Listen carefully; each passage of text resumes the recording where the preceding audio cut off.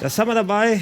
Fliegender Schichtwechsel hier bei Rocket Beans TV, aber die E3 hält auch nicht an. Bevor ich alle begrüße, wir können gerne auch schon mal den Stream laufen lassen, weil die PC-Pressekonferenz Satisfactory mit +1 für den Titel. Hat Satisfactory angefangen. Satisfactory. I can get no satisfactory elsewhere than on PC. Survival Crafting Game?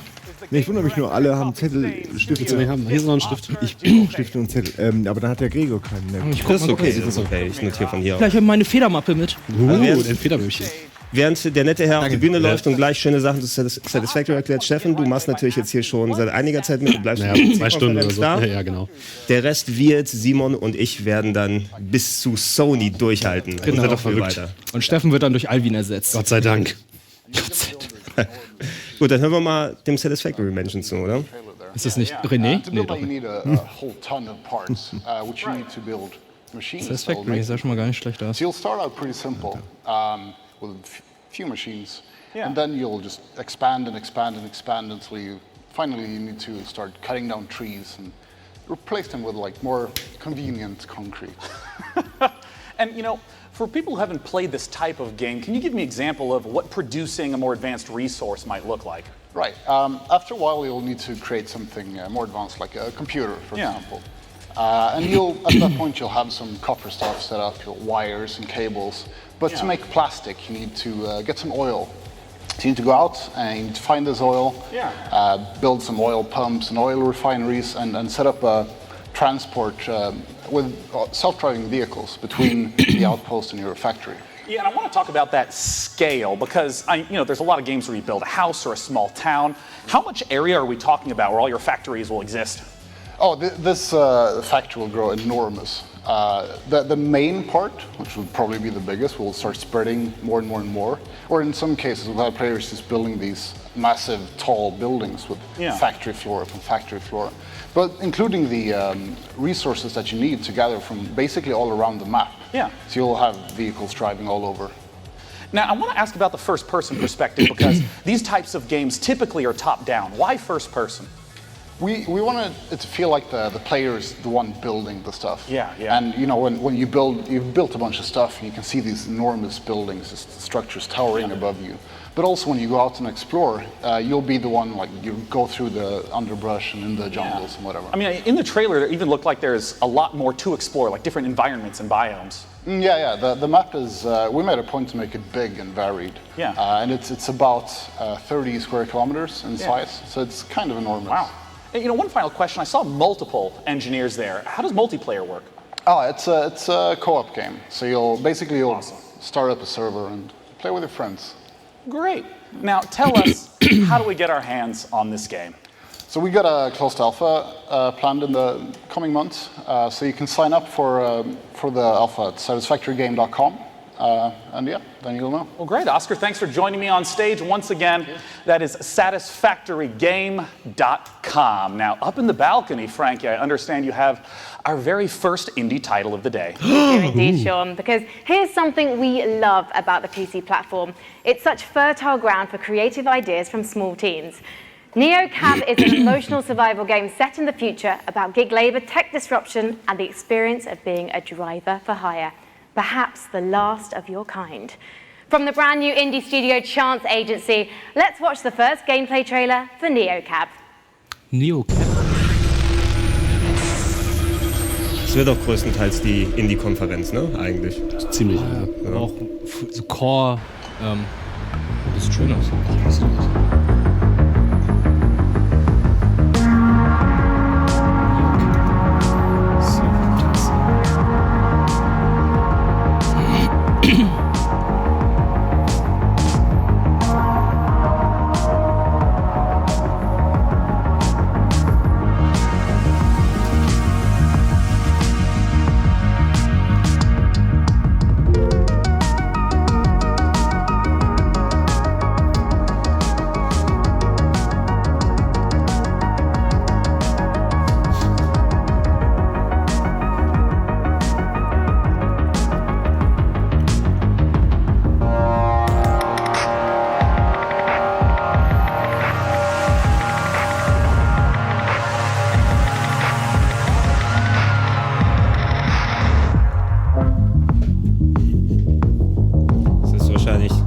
Cyberpunk die Uber-Simulation. Ne?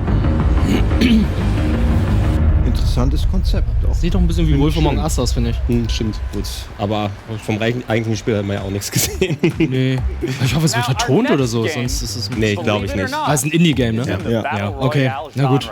Ich bin immer froh, dass wieder unser Freund vom vorletzten Jahr da ist. I can't remember. Die Zähne werden auch immer besser. Players play in an ever-shrinking space until there's one last standing. So developers have already been doing all kinds of different explorations of what this could possibly be.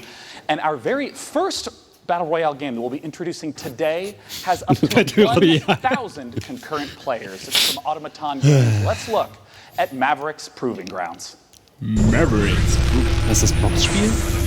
Ja? Das ist dieses Spiel, wo man sich so gegenseitig wegboxt? Anschaut? So Keine Waffen, sondern man boxt sich nur. Nee, ich glaube, das war's nicht. Sieht wie City 17 aus. Ja. Oder als City 18. 17 ist gesichert.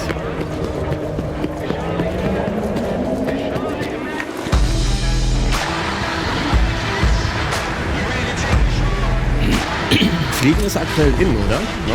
So viele Spiele, wo du selbst immer springst, fliegst, fällst.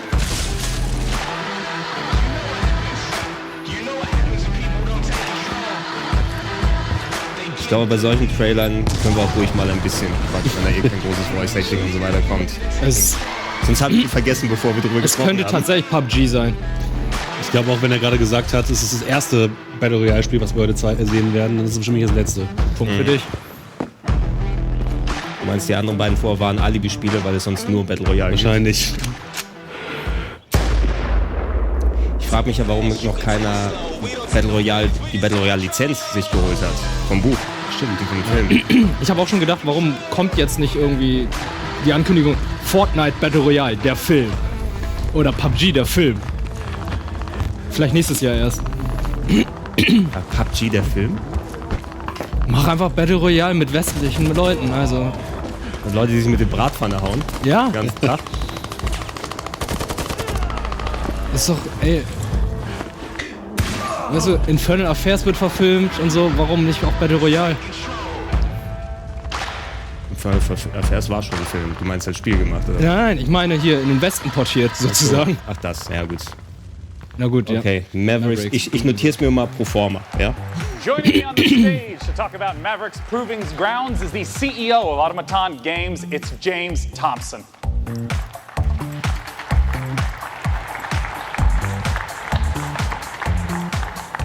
James, welcome. Thanks for joining us. My pleasure. Now, I want to immediately ask, what about Maverick's Proving Grounds distinguishes itself from other Battle Royale games? Yeah, well, as you said, it's a very popular formula, and you know that last man standing kind of game type is incredibly compelling by itself. But Mavericks is really about depth. You know, we've already talked about 400 players before, and we're sort of super excited today to talk about our 5-man squad mode being 1,000 players. But really, it's about depth as well. It's about the fact that that environment is even a bigger step, the simulation and those elements sort of combining together. Yeah, I want to zoom in right on the 1,000 players aspect. How does that really shift the dynamic from the, say, 100 that we're typically used to? Well, it's really about combining scale with the depth of simulation. So the fact that together, what you actually have is a landscape that means you're making decisions off a lot more information. Yeah, I mean, because you hinted at that twice now. Like, what do you mean by there's a lot more information in the environment for players to process? So take a concrete example, right? So let's say a player's walking through the map, they'll be leaving footprints, they'll be displacing foliage, like grass bending.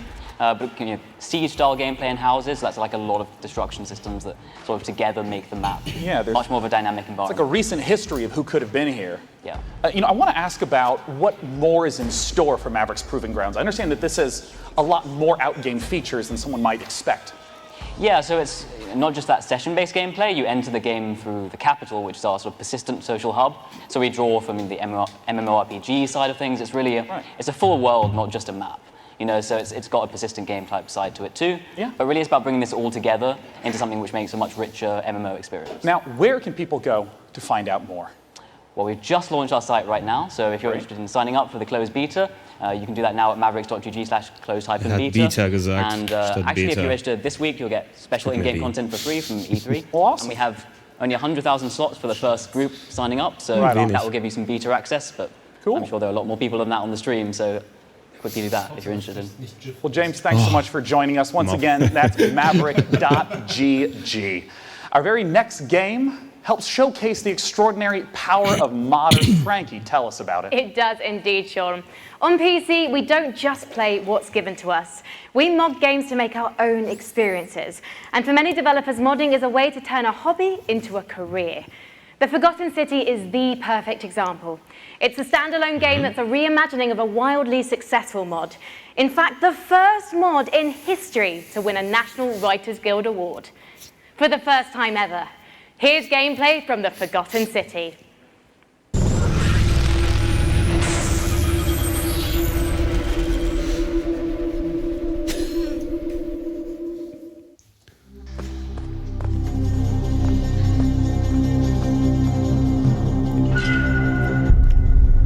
Ist das dieses Assassin's Creed Origins? I'm so sorry you had to find me Odyssey. like this. And worse, that you'll suffer the same fate I did.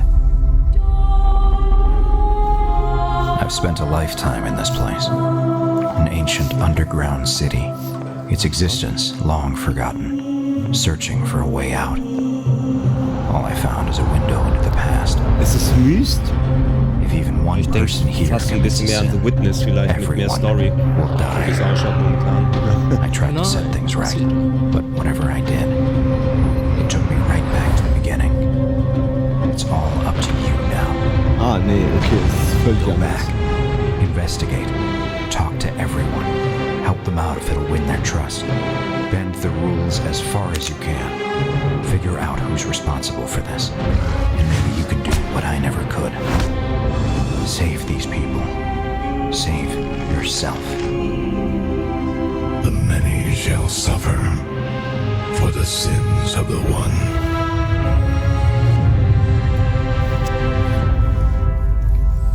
Eigentlich ganz lustig sein, ja. Wie ist das andere? Talos Principle? Das ist aus dem Portal. Ja. What's next for Das war auch Killing ganz Floor gut. 2? And an unannounced game from Tripwire Interactive. And now your So, was host, nicht. Sean Plott. Urlaubssimulator. Our next game is a blast from the past. It's not a sequel or prequel or remake, but rather an entirely new game altogether. Let's take a look at Stardock's Star Control Origins. Oh, Moment. Long ago, the Singularity formed, its creators uplifted into something beyond our understanding. These beings, now known as the Lexites, left Earth, traveling to multiple planets in our solar system, before vanishing altogether. This is why we are here. Welcome to Star Control, a state-of-the-art international space agency tasked with the exploration of our solar system and the defense of Earth. Here reside the world's brightest minds and greatest technology, brought together by a strong curiosity to discover the unknown. Help us pioneer the future. Join today.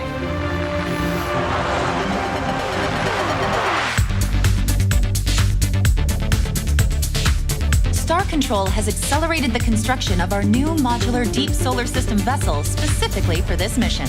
It's the fastest, most expensive ship humanity has ever made, Captain. I am Chief Viscosity Officer Windu of the Taiwan. The Scribe have evidently received traces of your broadcasts themselves. Dürfen wir ein Logo haben, wir machen ein Spiel daraus. Das erinnert mich jetzt aber schon derbe an ein Browser-Game irgendwie. Na okay, doch, das ist okay, doch größer als das. Entschuldigung. Es gibt noch einiges über das Spiel zu sagen, aber ich glaube, das können wir nachher in die Diskussion im Anschluss nochmal verlagern. Weil da ist einiges im Argen bei der Entwicklung. A new alien in a delightful new spaceship. You must be humans. We've heard so much about you. Control. Hat jemand von euch die alten Sachen mal gespielt? Nee, gar nicht. Gesehen, ja, 2 aber auf Mega Drive und so? Aber nie wirklich. Joining me to talk about Star Control is the Director of Production at StarDoc, Patrick Shaw. Thanks for joining me on stage today, Patrick. Yeah, thanks for having me here. So now just tell us straight up, what is Star Control all about? So Star Control is an open universe action RPG. You can visit dozens of aliens, hundreds of different stars, thousands of different unique planets, and you can land on each and every one of them. And when you're driving around the planets, you can jump over canyons, blast critters, and then you can venture out into the solar system and do ship-to-ship combat with hostile aliens. And I want to ask, since I know that the story is a big part of this game, with it being open world, how do you make sure that the story still stays as the focus for the player? Yeah, so we're really excited about the story that we prepared for Star Control. It's funny, it's creative, but also has some dark, sinister side to it. However, what we're very proud and very excited about is we have an infinite universe. That is, we are fully simulating the entire universe at all times. So even if you're on some podunk little moon in the corner of the universe, the aliens are still moving around the universe, doing their own thing, exploring and interacting with each other. So it's not just like at a planet there's the same town whenever you visit it. It depends on how the simulation has driven it forward. Right, exactly. So this infinite universe is the glue that connects my story, my adventure, to the larger open galaxy. That's awesome. Now, I know modding is going to be a big part of Star Control Origins. How does modding work? So what's your favorite science fiction show? Probably Firefly. Yeah, so what would you think of making Firefly Season 2? Shit, that's a lot of pressure, Patrick. Well, you're putting me on the spot on stage right now, yeah. We have a week to do it, so. But anyways, in Star Control Origins, you can create your own ships, your own planets, your own galaxies. You can package up your adventures and share them with your friends online. So someone else can take care of Firefly Season 2. That's up to you. Now, last thing I want to ask about is how multiplayer works. Right. So in the game, we have ship-to-ship combat, and that turned out to be so popular in our early testing. They're like, we should make this a separate gameplay mode. So we did. We called it Fleet Battles. So you can create your own ships, you build them out of different pieces and parts, you attach different weapons and defenses, and then you go online to play them. You can either play local multiplayer, 2 people on the same machine, or online, ranked or online play. Where can people go to pick up Star Control Origins? Well, right now, Star Control Origins is available for pre-order on GOG and Steam. Well, lovely. Guys, definitely be sure to head over to starcontrolgame.com. Ich finde, es klingt einfach 1:1 wie No Man's Sky, wie er es gesagt hat. GOG as well. And one more thing, we are happy to announce at the PC Gamer Show that Star Control Origins is launching on September 20th, 2018. Look for it on September 20th. Okay. Ja. Ich wundere ja immer, wo der Moderator immer, ich habe gehört, dass dein Spiel so oder so ist. Der hört sehr viele Sachen. Guck dir mal seinen Stapel da an. Favorite game from E3 last year. It is Hunt Showdown from Crytek. Der hat einiges vor. Wir wissen noch nicht, wie viel in seiner Hosentasche noch sind. Der moderiert gleich Sony noch mit. Oh, Crytek. Oh, okay. Die gibt's noch? Oh, wir haben Hunt. Okay, ja, gut. Oh, okay. Ein schönes Spiel.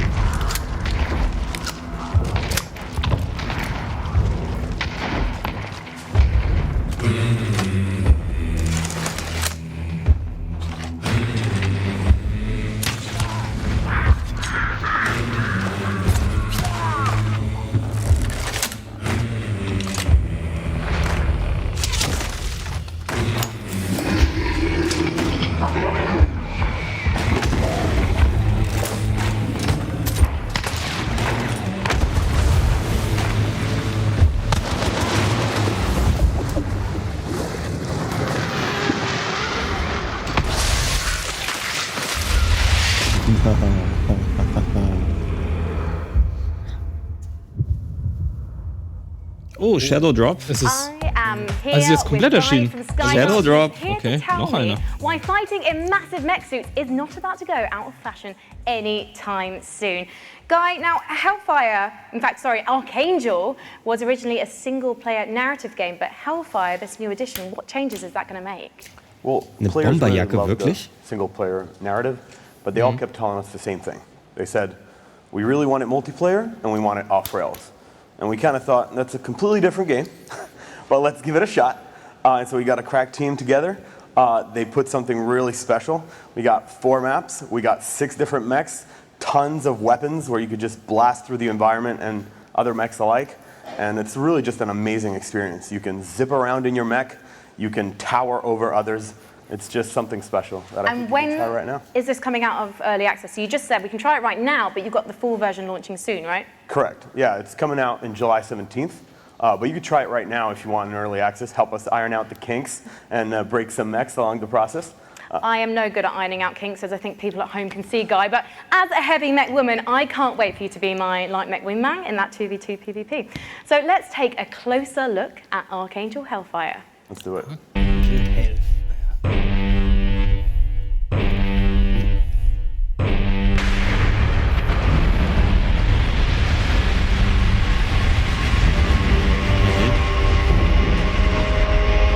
Titanfräuchen.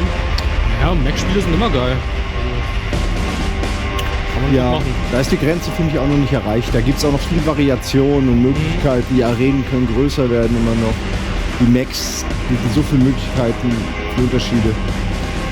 Das ist immer nett, dass man immer noch mit ein bisschen Abwechslung reinbringen kann. Our next title is one I've been looking forward to for quite some das war's schon? time. It's from the Ganz schön makers of Kadenz drauf. Sherlock Holmes, and it's a delightful looking Lovecraftian mystery. It's called The Sinking City, and joining me to talk about it is the community manager at Frogwares, Sergey Oganessian. Zum Glück haben sie nicht direkt nach Forgotten City gepackt, den Trailer. Earned a handshake. Das muss ein anderes Spiel. I love that you like Ja, aber Sinking City habe ich schon einiges gehört I dazu. want to ask right away, The Sinking City, there's a lot of open world third-person type games. Oh, wirklich? Ich glaube ja, wenn ich an das Open World Cthulhu. Wenn ich an das richtige Spiel denke jetzt. Das wäre... Ja, das sieht schon aus wie Cthulhu. Already make the game pretty unique. And when I say that you can be a detective in a world, in a supernatural world full of mystery. Also es ist nicht das Call of Cthulhu Game, aber Cthulhu inspiriert. Das ist sicher nicht. Yeah, I know there's a lot of games in the open world genre that are focused on action, but you say investigation is at the core. What are investigation mechanics? What does it look like? So the first thing you should know right off the bat is that we are not going to offer any hand-holding for the player. We will not give you any clear objectives in your diary or markers on the map telling you where to go or what to do. It's actually up to you to figure that out. Instead, we will give you information, hints, evidence, like clues, crime scenes to examine, like people to talk to, suspects to question. And we will ask you in return to use your wits and your intuition to, experiment with your findings, maybe like find a way how to progress. And what you should also know is that finding these clues will not only help you understand what's going on and get a better understanding of the world and its people, but it will also help you maybe change the course of your investigation. You mentioned the world itself, and the footage that I've seen through the years has just been absolutely beautiful. Talk to me about the world that we're in and what investigation is at the core. So the game takes place in this fictional city of Oakmont in the state of Massachusetts. The city which is flooded. There is a terrible disaster going on which has claimed thousands of lives. And also, it seems like it awakened frightening monsters which now roam the streets of Oakmont.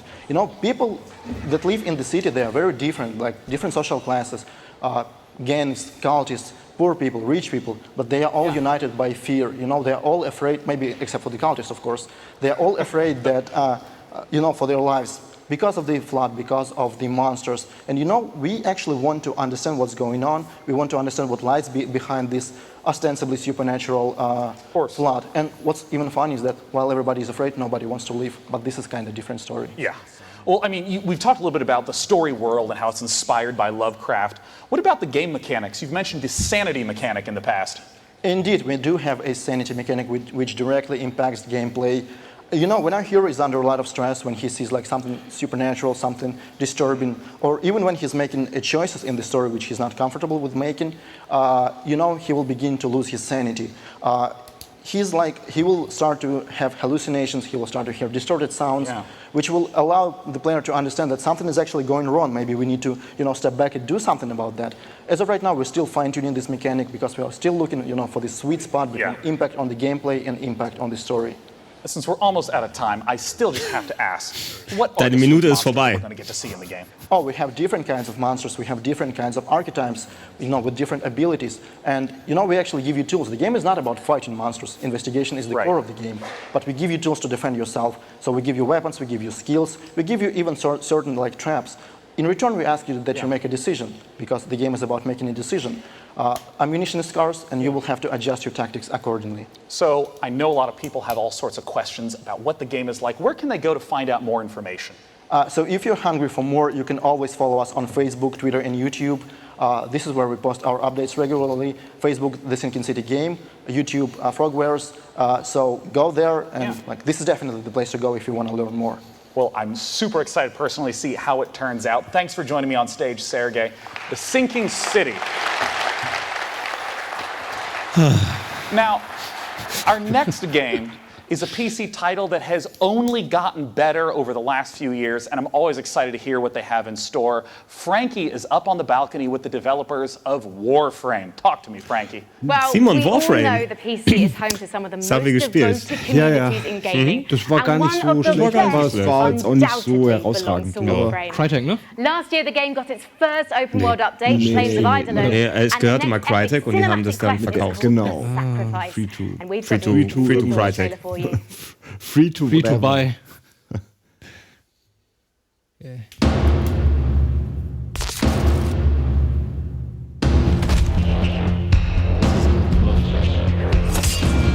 Das, was ihr meint, ist Warface. Okay. Entschuldigung. Warframe ist das Free-to-Play-Spiel von auf der PS4. Okay, aber Warframe ist dann das gute. Das ist das gute Destiny. Okay, Warface. Warframe ist richtig gut. Das hat Trant lang gespielt. Warframe. Kann ich mir vorstellen. Das ist Megan Everett, Community Manager at Add-on. Digital Extremes, joins me now. Megan, tell me more about The Sacrifice. So The Sacrifice is the latest installment of our cinematic quest. It continues a story that we started in The Second Dream, continued with The War Within, and then Apostasy Prologue. So at the end of last year, we kind of shattered some hearts and left them with a bit of a plot twist, and I'm not going to spoil it for people who want to maybe catch up. But what I can say is that, obviously from the trailer that you saw, the wait for Umbra, the 3-year wait to the Umbra Warframe is finally over. The creepy guy at the end of the trailer there, Ballast, plays a pretty big role in this quest. And again, not going to spoil a lot, but I can say that it's coming this Zwei week. Frauen reden miteinander auf Ich wollte gerade fragen, zählt das? Wir hatten es auch schon mal gestern. Assassin's Creed gab es auch schon im Game. Zählt alles. So it's Zählt going alles. to be another big year for us, and I'm really excited for it. Fortschritt. Well, let's take a look at last year's event to get an idea of what TennoCon is all about. Werbung? Nee, das ist deren Event. The mega reveal at Tenno Live is going to be. Das Bandana. Das war vor ein paar Jahren auf der Gamescom. 2010, glaube ich, war das. Ja, Warframe war so ein Ding, was sich viele runtergeladen haben zum PS4-Start, weil noch nicht so viele Spiele da waren. Und dann dabei hängen geblieben sind, weil es ganz gut war. Das ist im neuesten Update auch wieder sehr, sehr gut geworden. Die haben jetzt eine Open World mit reingebracht und die ist wirklich sehr, sehr cool. Angry Joe, natürlich. Get it started.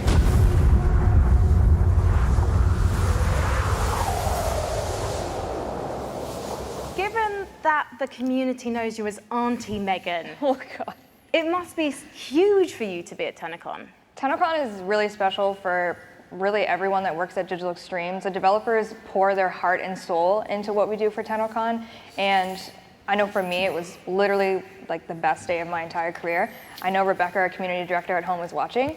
But last year when we did the Plains of Eidolon, open world expansion reveal, Rev and I were actually doing that as a live demonstration in front of everyone, and we had practiced it for months, and it went as flawlessly as we could have ever hoped for. And we actually, as people were cheering, it's pitch black on stage. Rev and I look at each other and we just kind of fist pump and both started crying because we didn't crash the demonstration. So if you watch Tenno Live this year, if you're there, you can definitely probably count on some tears and some emotions because it's a really big day for us. So basically, bring tissues, right? Bring tissues for yourself, for me, for everyone involved, because there will be some tears probably. But if you can't get to TennoCon because unfortunately it is sold out, how can you watch it online? So on twitch.tv/Warframe, you can definitely check it out. And PC Gamer is also hosting as well on their Facebook and Twitter. And you get free stuff by watching Twitch? You do. So if you want to link your Warframe account to your Twitch account, and all you have to do is watch and you get some free stuff. Fantastic. So that's happening from July 7th, and you'll be able to watch TennoCon live through PC Gamer's Twitch channel and the Facebook page. Thank you, Auntie Megs. Sean, it's over to you. Thank you, Frankie, and thank you, Warframe. The next name is one I grew up with, Sega. They've become a prolific publisher of Japanese games known for their fully featured ports, especially beloved by this guy on the left. Total War wahrscheinlich, Sega's oder? bringing shining resonance both to PC and console the same day, and Shenmue is going to be coming later this year. They have all sorts of games coming up. Let's take a look at what Sega's Romans of got the Three in store. Kingdoms. Was? Römer? Romance. Ah, Romance. Ah, ja.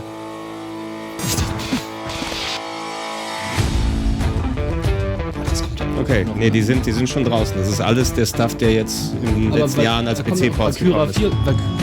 Ja, Valkyria Chronicles 4 kommt aber für alles. Vielleicht kommt aber ein neuer Port. Was fehlt noch?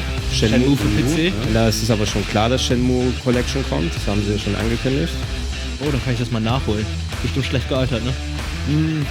Shenmue ist Shenmue. Ach ja, und Shining, dauert nur lange. Okay, Shining Resonant Refrain, glaube ich, wenn ich mich nicht irre. Ein neues Spiel aus der Shining-Serie. Das sieht doch gut aus. Sind viele in den letzten Jahren nur in Japan geblieben. Was? Yakuza? Was auf PC? Was? Jetzt sag mal hier! Das ist Yakuza Kiwami. Also kommt das jetzt auf PC? Yakuza 1? Ja, das ist Yakuza 1 oder nochmal? Jetzt sag doch mal! Nicht nur einen Trailer laufen lassen. Ja, also die PC Gaming. Yakuza. Ja, aber ich wusste, aber das ist ja alles, was ich haben will nur. Ja, okay. Ich will nur Yakuza auf PC haben. Okay, für Gregor ist heute Feierabend. Die beste Ankündigung des Jahres. Was mit Zero? Was ist das? Das ist Valkyria Chronicles 1. Ja, aber das habe ich schon. Oder nee, es ist 4. 4, aber 4 ist schon bekannt, dass es kommt. Ja. Nochmal Yakuza. Yakuza Zero. Ja, Zero. Zero kommt auch! Oh Mann, ey. Ist ja noch viel besser! Das hab ich vor kurzem gekauft. Jetzt kommen alle Yakuzas! Oh, und die Remaster kommen auch noch! Bestimmt. In 4K. Das ist deine E3. Das ist meine E3. Haben sie für mich gemacht. Holy fuckballs! Best Conference ever! Yes! Yes! Jetzt werde ich mit Yakuza aber auch mal anfangen. Spätestens jetzt. Endlich. Ja, gut. So, jetzt komm mal einer und sag mal was dazu. Is available for pre-order right now and will be releasing on Steam in early August. We hope you've been enjoying the show thus far. We have so much more great stuff to come. Let's see what's coming up at this year's PC Gaming Show. Ich mag den Dude eigentlich. Ich finde, er macht das ganz gut. Ja, aber der bumst mich mit seinen Augen die ganze Zeit. Hast du gesehen, wie der mich anguckt? Du hast dich ja auch so angezogen, Gregor. Footage of Overkill's The Walking Dead. And now your host, Sean Plott. And I'm back. Our next guest is a regular here at the PC Gaming Show, having attended all 4 years. Frankie's with him up in the balcony. It's Tripwire. Sean, if you are anything like me, you probably need to let off steam every once in a while. And I personally can't think of a better way to do it than by kicking back and tearing up a load of monstrous enemies. It's kind of either that or pushing the office photocopier out of the window, and I, for one, prefer the option that keeps me and everyone here in a job. With that in mind, I am thrilled to welcome Bill Monk from Killing Floor 2 back to E3. Hi, thank you for having me. Got a lot of fans in the audience. Yeah. Listen to that applause. Kommt's jetzt für They all Handys? want to know what the latest from Tripwire and Killing Floor 2 is. Yep, we've been really busy working on Killing Floor, and we got 4 major updates that are coming out this year. The first one we dropped in March, and we're getting ready to drop the next one really soon. Coming tomorrow, Bill. What's involved? Yeah, so we're bringing the summer sideshow back, but this time we're mixing circus freaks with steampunk in a really fun, exciting way. And we have a really cool new system that we're adding. It's called the Weapon Upgrade System. And with this, there's 73 different weapons that we have in our game, and each one you can upgrade it and make it viable for late play. So it really adds a lot of creativity to your loadout. So I'm really excited to get that in people's hands. So you can make your boy guns big. Yeah. Good. Well, thank you so much for joining us today, Bill. Let's take a look at the trailer for Treacherous Skies Summer Sideshow.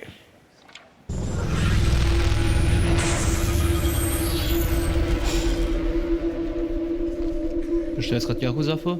Nein, ich habe 12 Ubisoft-Pressemeldungen im Mailfach. Partial Nudity? Aber ja, ich bestell's gerade vor. Genau, Steam an. Tripwire.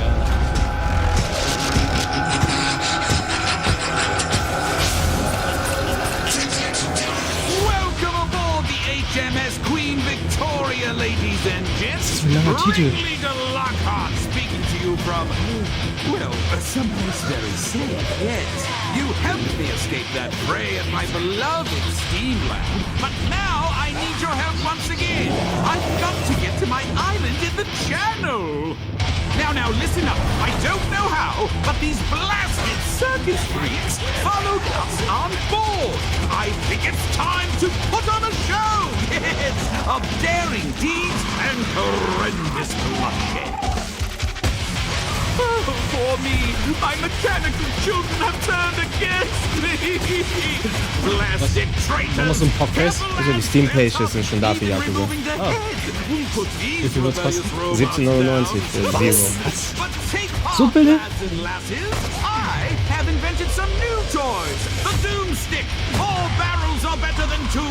The Static Strikers. A shockingly stylish set of gauntlets. And the M99 Sniper Rifle. And finally, there's a last-minute addition to the crew. Watch this woman go. Seems Mrs. Foster negotiated her way on board and is set on giving Zed the business. And remember, we'll see you on the airship. Fossey, joke for you. Optician says my eyes are okay. I say, then how do you explain my husband? Now, as is tradition, the content that you just saw will be available tomorrow, including a free weekend for PC this weekend. Definitely check it out with Killing Floor 2. But that's not all that Tripwire has. I have the president of Tripwire himself, John Gibson, on stage. John, welcome back again. Thanks, Sean. Pleasure to be here. Now, I understand that Tripwire is stepping into also doing publishing. What does that entail? That's right. So, Sean, it's really challenging for developers right now with the thousands of games that are coming out every year. Yeah. It's really hard to get noticed. And then you have the traditional publishing deals. Motorrad. Ist das Road Rage? Oh ja, das ist Road. Da ist der Simon jetzt, aber kriegt der große Augen. Ja, aber nach dieser billigen Kopie von ein paar Wochen. Ich mag Road Rage. Seit der Mega Drive-Version, ich will einmal eine gute haben. Alter, mit dem Samurai-Schwert, den Helm abgehauen. Davon spreche ich doch.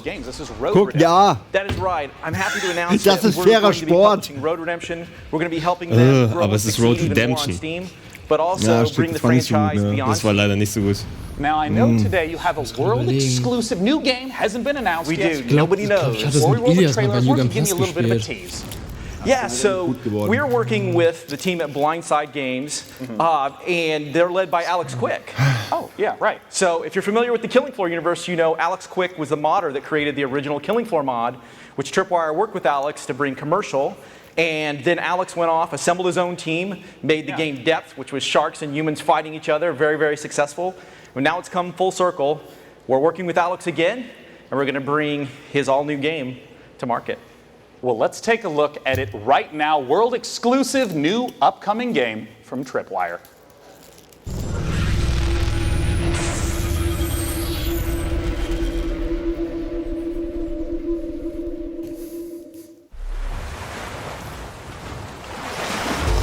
Close your eyes and imagine a place where the sun is bright and the beaches are white.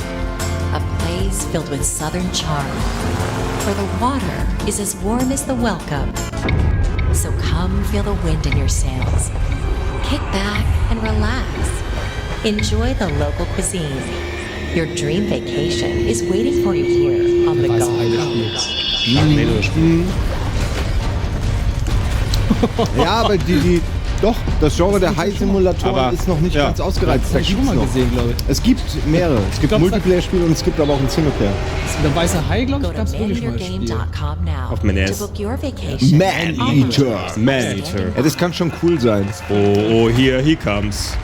Here comes Man-Eater. Aber ich finde wichtig, dass es Open Sea ist. Das ist mir sehr wichtig. You are the shark.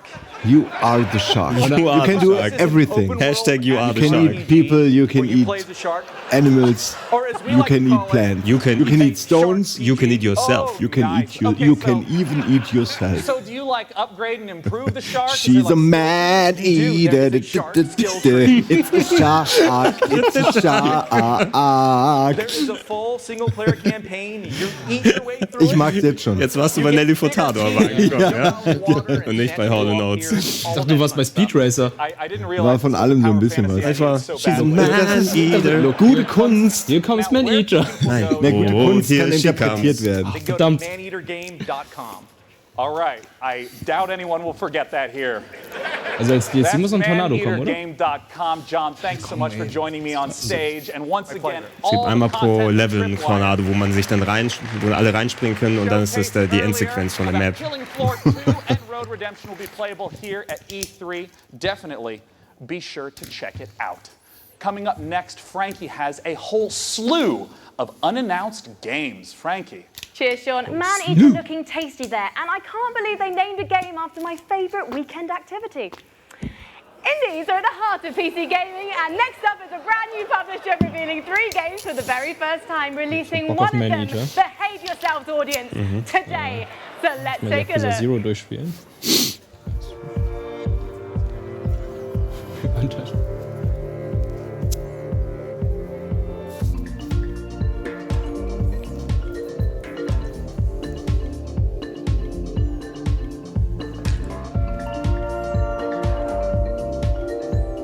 Das könnte von Budi sein, der Trailer. Der erinnert mich sehr an Budi. Stelle dir vor, ein weißer Bildschirm und Buchstaben, die sich bewegen. Ja. Information, die weitergegeben wird. Zu dir, Kommunikation. Von uns. Budi. Budi. Punkt.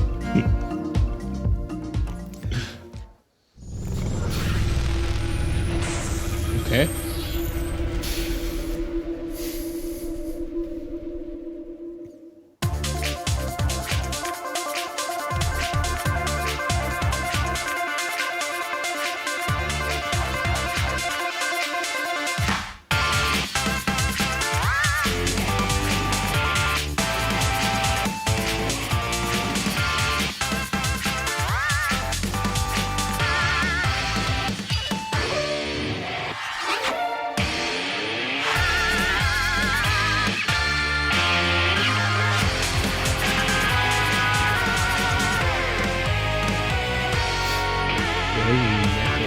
Bravery Network. Okay, ich notiere es auch mal. Ja. Okay, ist notiert.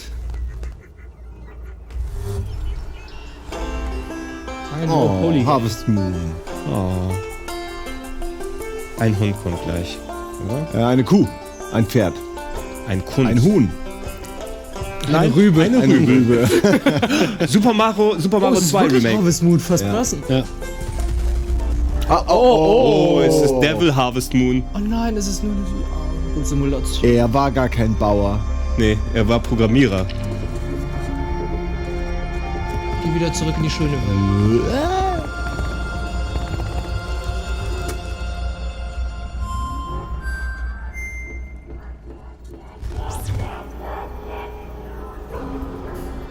Morningstar. Das ist interessant. Mein Interesse ist geweckt. Ja, über die Entwicklung von Stardew Valley oder so ein Spiel. Oh, was ist das denn? Ein Atari-Spiel aus. Oh ja, geil, geil. Schön minimalistisch. Zeo Drifter, neu.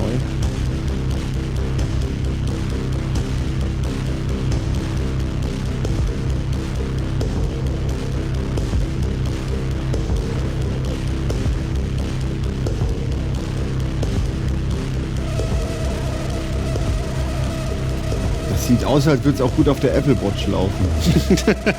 Oder es hat sogar so einen runden Overwhelm. Ja, es ist ein bisschen schwierig, sich nach 8 Millionen Metroidvanias im Pixel-Look zu begeistern. Ja, das ist ein Hook. Aber dafür war das auch schon sehr pixelig. Ja. Es war schon Maximum Pixel. Insofern ist es waren schon fast Farben statt Pixel. Ja. Dieses Untitled Publisher erinnert ein bisschen an Devolver. Also die nehmen sich so Titel raus, die sonst keiner publishen würde. Ja. Das ist keine gute Aussage eigentlich. Wir nehmen sie. Aber die sind gut, letztendlich. Das weißt du noch nicht. Ja, gut. Ja, aber ich finde es gut, dass es sowas gibt. Ja, schon okay. Back again this year are friends of the show Frontier Developments with a unique take on the park management genre. I am, of course, talking about Jurassic World Evolution. The long-awaited game is out tomorrow and lets you build your own dinosaur-stuffed tourist trap. What could possibly go wrong? Jurassic World Evolution? Das ist schon lange angekündigt, ne? Ja. Mild Violence. think that things are going to turn out differently, huh? Das schreibe ich nicht auf. Komm morgen raus. Well, the ones before you did too. Because Ja, aber da they freue ich mich believed drauf. that they Das will were ich in spielen. control. Ich hoffe, es And taugt. control. Well, Theme Park mit Dinos. Ja. Aber es gab ja schon einige Jurassic Theme Parks. Jetzt nochmal neu? Warum nicht? Deceived by the Ich illusion. finde auch, da kann ruhig regelmäßig Neues kommen, rein damit es technisch ein Update bekommt. Guck mal, wie das aussieht. Has taught us it's that nature is on its own course.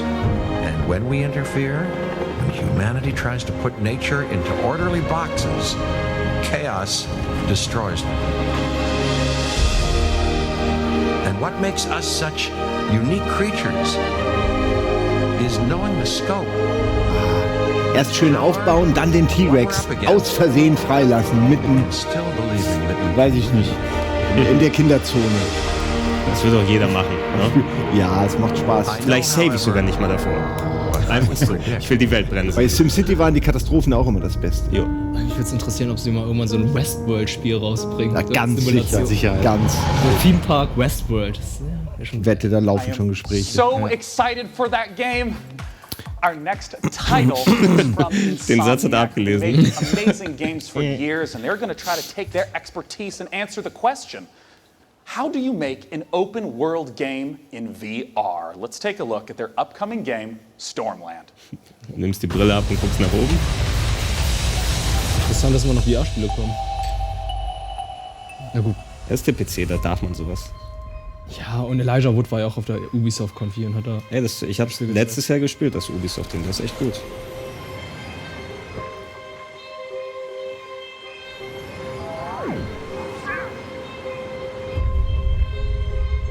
Insomniac.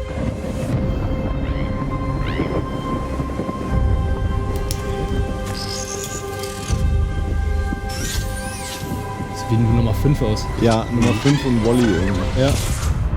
Aha.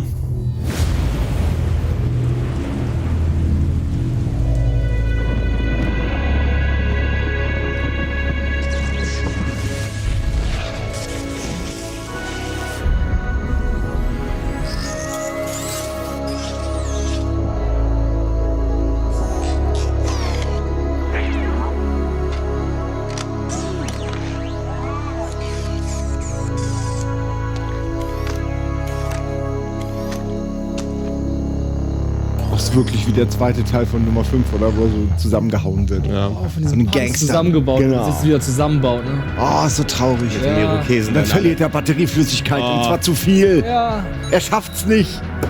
Ich denke aber gerade, wenn du so ein Open-World-mäßiges Game hast, wo du dich schön upgraden kannst, als Roboter ist das geil, ne? Du findest neue Arme und schraubst sie dir dran und so. Eigentlich ein ganz geiles Upgrade-System. Ah, macht er jetzt auch. Ja, genau da. Naja. Ganz clever damit. Ah ja, kann ich mir gut vorstellen alles.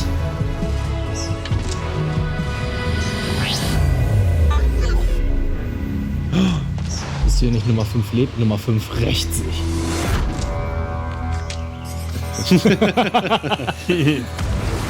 Terror. I need a hero. Into the end of the night. And he's gonna be strong. And he's gotta be cool. And he's gotta be Fresh from the fresh from the fight. Ja, das finde ich gut. Bonnie Tyler. Und sogar eine Freundin.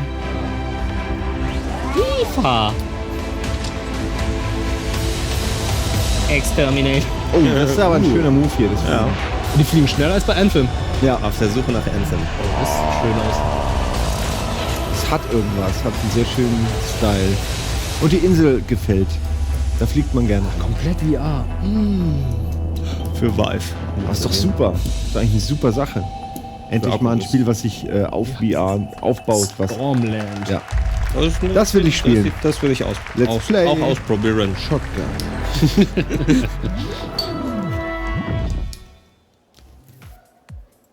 Joining me to talk about Stormland is the Chief Creative Officer at Insomniac Games. Join me in welcoming Chad Desern.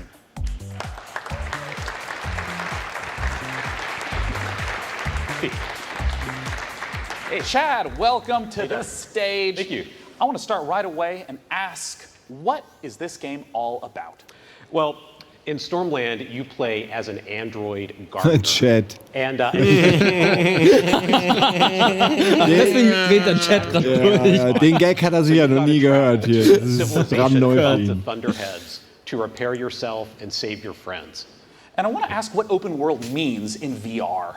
Well, for us, it's about giving the player the ability to explore the world freely with a set of android movement abilities that are designed to give you complete agency. Yeah, because that's always a huge question I have is how does motion work in any VR title? Yeah, well, in Stormland, you can do things like fly just above the slipstream with your outstretched android hands. Yeah. You can shoot a laser into the cloud surface and then make a ramp, kick off of that, climb up a cliffside, like literally launching yourself with your synthetic android strength, and then like push off and glide back down using your hands to control your descent. It's massive freedom of movement, yeah. That's it. It's this set of mechanics that are designed together to work fluidly so that movement feels exhilarating. Yeah. And you can kind of take the world at your own pace with it. I'm curious why VR for this type of title? There are a series of things that we're doing with Stormland that we could only do in VR. It's about the expressiveness of having tracked head and hands and how we use that for combat, how we use it for movement, even things like scavenging technology to attach it to your body. Like you look down, you get a new piece of tech, and you attach it right into your arm, and then suddenly you've got the ability to harness electricity or cloak yourself, or all kinds of different cool android abilities. I mean, the art is just beautiful in the footage that we've seen. I wonder if you could talk to me a little bit about the world and what it means for it to be ever-changing. Yeah, that's a really good question. So that entity called the Tempest rearranges everything every single week so that we present the player with new playgrounds of movement and combat and scavenging, and you never know what you're going to discover. So every single island you find has the potential to hide an enemy stronghold or a network of underground caverns or brand new tech discovery. That's awesome. Yeah. Now, I got to ask, where can we go for more information? Well, you can stay tuned by watching the Facebook and Twitter with at Stormland VR, or you can check us out at insomniac.games. I'm really looking forward to it. Thanks for joining me, Chad. Once again, oculus.com/Stormland for more information. Frankie's up in the balcony with our next absolutely gorgeous-looking indie title. It really is, Sean, because next up we've got a first look at a new game from publisher Raw Fury, a neo-noir detective drama featuring a Paris cabbie who finds himself drawn into a world of crime. Sacré Roddy Bleu. Yes, I speak French. I can't wait for this one, so let's take a ride with the trailer.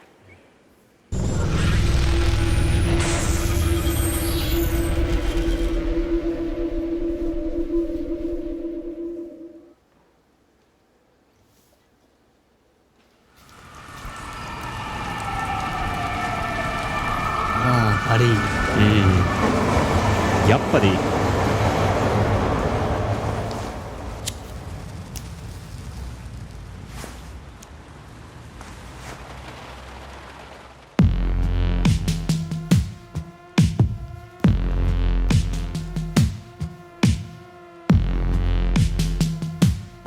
Zweite Taxifahrerspiel auf der Konferenz, oder? Stimmt.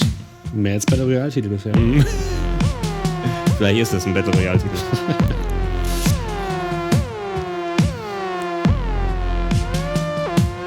Das ist das gleiche Konzept. Genau das gleiche Game. Das ist verdammt normal. Nur nicht nur in Schwarz-Weiß. In Schwarz-Weiß, ich glaub's nicht, ey.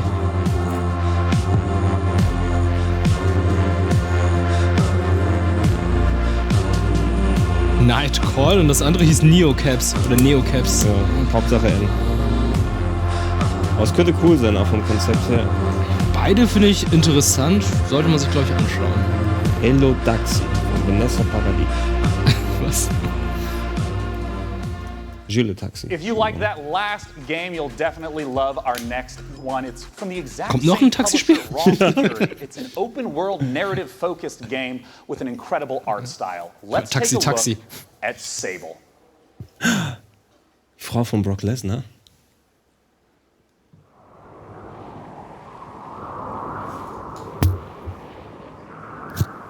Oh, Recore mit wenig Texturen.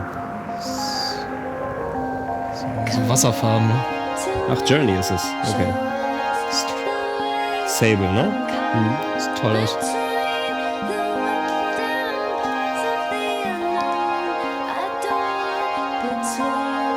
Sieht wie ein französischer Comic aus. Ja, so ein bisschen Möbius ist da drin. Oder so, wenn du ein neues Spiel mit einer CGA-Karte machst. Ja.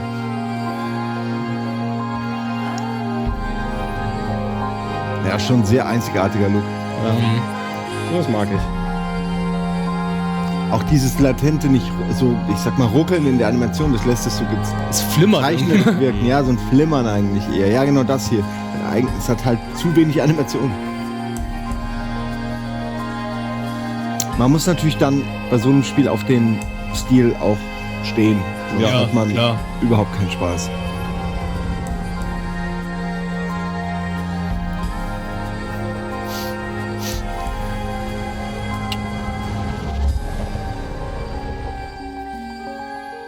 Sale. Achso. Aber bisher wird das Interessanteste. Sable is pretty much the entire core development team on stage. It's Daniel Feinberg and Greg Kithriotis. I want to immediately ask, what kind of game is Sable? What can we expect? Sable is an open-world desert exploration game.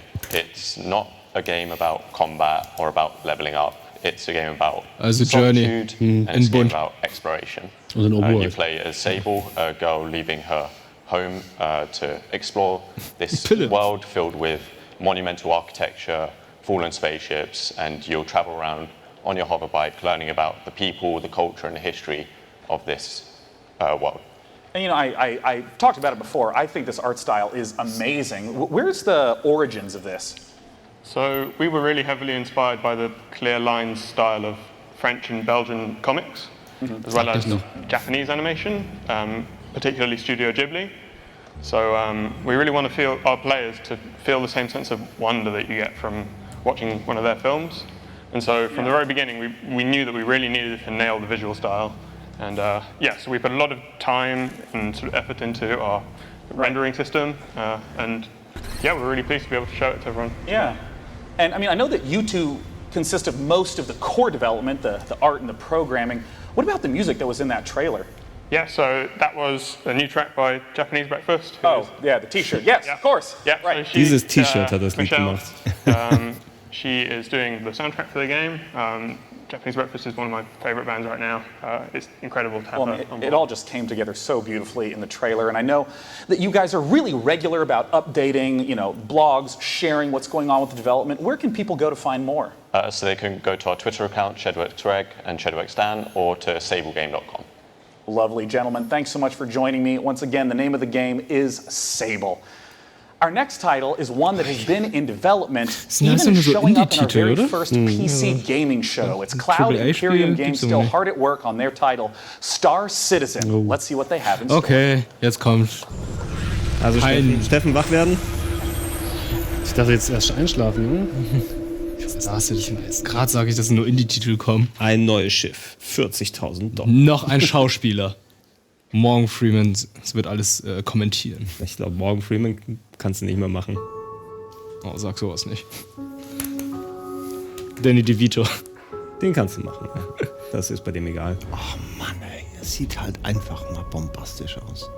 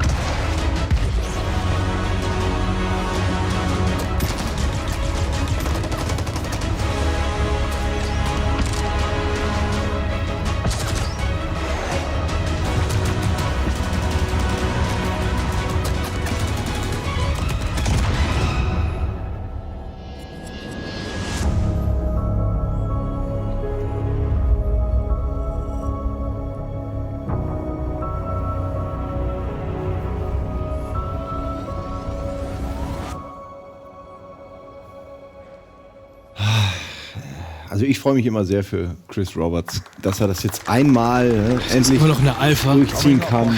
Ja, aber bei allen Spielen haben sie ihm gesagt, nee, das wird zu teuer, du darfst nicht fertig machen. Keins seiner Spiele durfte er zu Ende programmieren. Endlich kann er das und zeigt allen anderen, ey, es ist möglich. Hast du nicht ein bisschen Angst davor, was dabei rauskommt, wenn er eins fertig programmiert? Ich habe Angst davor, dass es nicht fertig wird. Das ist es, ja.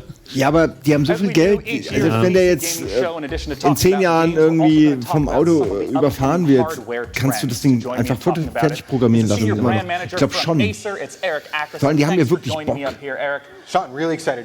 Ich hoffe, es kommt nicht irgendwann raus, wo es dann heißt, ja, es sieht veraltet aus. Ja, na gut, die Gefahr steht immer, aber du kannst auch viel tricksen. Überleg mal, wie oft eine Engine aufgewertet wird, aufpoliert wird, damit sie überarbeitet wird. Das kannst du hier ja permanent machen. Es ist ja vor allen Dingen auch schon spielbar. Es hat ja schon teilweise... Das ist ein Alpha. Ja, ein paar Module gibt es schon, ja. Ja, aber es ist weit entfernt von fertigen. Worüber reden die gerade? Acer.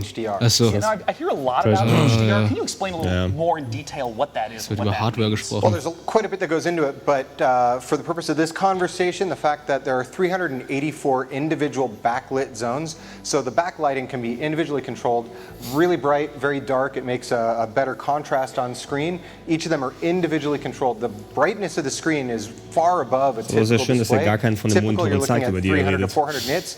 We're looking at 600 with the Predator X27 with a max of 1,000 nits. And you know, some of the titles that were showcased just now, there's a wide variety of some photorealistic, some with a really iconic art style. How does HDR contribute to that big range we see in gaming? Well, one of the big things that helps is the color gamut that's available with these displays. We're able to do 99% of the Adobe color gamut, so it's better representing the vision of the art director.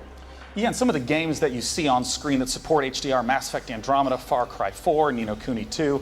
Again, you won't see them in HDR right now unless you have an HDR monitor. It doesn't work that way. We can't just stream it to you. But, you know, it brings me to one of my next questions about PC gamers tend to have a huge range of possible budgets. What are the different sort of products to look for at those price ranges? Well, I mean, we cover the gamut from very simple and to the point to high performance esports products or multi-view surround multi-display products, but we also go really crazy sometimes. We put our engineers to the test. What can you do if you have no limit? So one of the projects we've worked on is something called the Predator 21X. This is a 21-inch curved screen laptop with a mechanical keyboard and two graphics cards. Science, materials. We did a really good thing. But you know what? To be serious, not just to joke, we actually have to ship this with a Pelican case to protect the laptop, and it sells for $9,000. And we sold every single unit we could make. So we cover every Das ist ja ein Viertel Star Citizen Schiff. You know, you brought up this Predator laptop, you brought up the Predator monitors at the start of this segment. Where can people go to hear more about or even pick one up once they stop being sold out? Und Wasserkühlung vielleicht? The good news is that we're shipping now. Our customers, partners are selling them. The bad news is a few have already sold out of this new Predator X27 monitor. I believe Micro Center is still in stock. Amazon will be in stock again soon. Well, thank you so much for joining me on stage. Ich muss aber sagen, dass die Predators echt ganz geil sind. Stimmt. Also wir nutzen die ja selbst auch. Und der Deal mit denen ist längst abgelaufen. Also wir könnten sagen, wenn sie scheiße sind, aber ich nutze die echt gerne. Aber die sind natürlich entsprechend teuer. Farm resources, deal with terrifying alien infestations, and explore a vast, randomly generated universe. Oh, and you can take DNA from the aliens you encounter across the galaxy, splice them with members of your crew to create new life forms. Just a typical day at the office. Let's take a look. Das kommt mir bekannt vor. Das habe ich gespielt letztes Jahr. Genesis. Auf der E3 habe ich das gespielt. Crafting, Space Crafting. Ja, so ein bisschen, also genau, du machst deine Raumstation und du kannst dich mit anderen Lebensformen, die du triffst, verknüpfen, um dich weiterzuentwickeln und so weiter und so fort. Und da ist so ein Random-Element drin. Können die nicht alle, die an diesem Spiel arbeiten, an dieser Art Spiel, einfach zusammen ein Spiel entwickeln? Weil das ist schon das dritte Spiel dieser Art, oder? Ja. Es hat auf jeden Fall so ein bisschen FTL-Touch in Ego-Perspektive 3D, dass du ständig an so neuen Brandherden hin musst. Oh, auf einmal dein Generationsschiff funktioniert nicht mehr richtig, weil Monster eingebrochen sind und diese Monster haben sich mit deiner DNA verknüpft, also musst du die Sauerstoffzusammenstellung ändern oder irgendwie so ein Stuff. Es sieht auf jeden Fall irgendwie ganz cool aus. Boah, es war auch ganz nett, wo ich es gespielt habe. Die Entwickler mussten mir viel erklären. Dann ist es Alpha One von Team 17, ist das? Ja, ich habe es bei Team 17 gespielt. Now, if you didn't catch the pre-show quiz, you might be wondering who my buddy Irgendwie is. sieht alles diesmal ganz nett aus. Oh Gott, was ist das? Ihr seht Also das auch, Howard the Duck hat sich wirklich gehen lassen. Gleich singt der Hotline Bling. The Drake's Cakes Packs Giveaway. Oh yeah. Ach, es ist Werbung. Also, PAX is a gathering of PC and tabletop games, concerts, panels, exhibits and tournaments. Okay, das ist echt It's like a schräg. 4-day LAN party, festival, workshop and concert rolled into one. Fast so schräg wie der Razorman, oder? ja, wenn der jetzt kommt und diese Ente rasiert. Das ist ja was, ne? Shave Duck. So if that's you, hit me up on my Hat die gerade gepumpt? Ja, geht gleich noch zu McFit. Die geht gleich zu McChicken, Mann. You will get a discount code to get your hands on some delicious Drake's Cakes available on Das ist also wirklich subtil ist was anderes. Quack, quack, Motherfucker. Quack, Motherfucker. Oh, jetzt kommt Terry Crews rein und haut die Ente einfach aufs Gesicht. Oh, ich würd's feiern. Und dann landet einfach nur ein gebratenes Hühnchen in der Ecke. In one of Earth's best gaming festivals, visit pcgamer.com/Drake's Das war's? Cakes and enter now for a chance to win and hang out with Webster.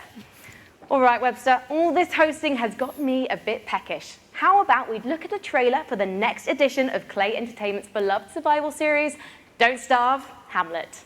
Okay. Hamlet? Das Schwein. Don't Starve. Wir lieben.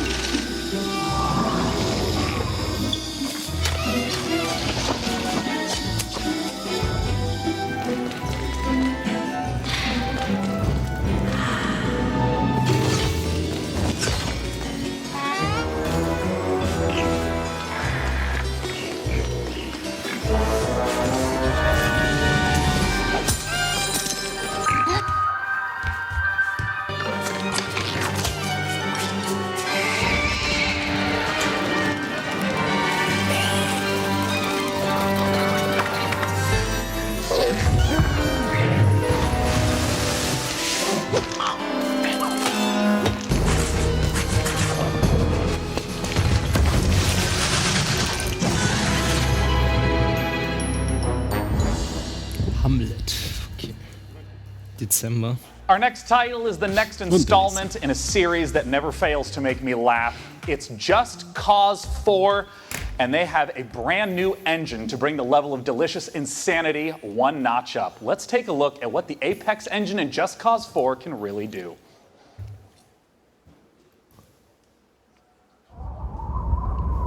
Das ist jetzt schon die dritte Ankündigung von Just Cause 4. Immer bei Xbox, bei Square Enix und jetzt nochmal. Aber hier sind es neue Grafik-Settings. Das ist sehr gut. Schau dir das an. Schau dir das Anti-Aliasing an, ey. PC Master Race! Die Specular Highlights. Ja, aber das ist doch auch toll, wenn du schon mal sowas hast. Diese Ambient Occlusion, Alter. Nein, ey, das ist ganz schönes improvedes HDR-Light. Ja, also dafür ist PC Gaming, glaube ich, da. Auf Also um zu zeigen, was eine Konsole nicht kann. Oder nur einigermaßen. Schön.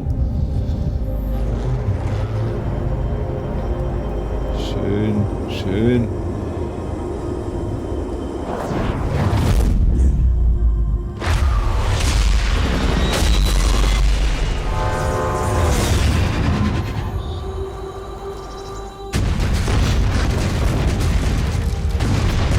Jetzt würde ich mir wünschen, die Ente läuft davor. Einfach vom Bild. Die solltest du als Ramming-Gag einfach durch alle Preso der Enten-Gag. Die hätten das auf Greenscreen aufnehmen müssen. Sieht cool aus.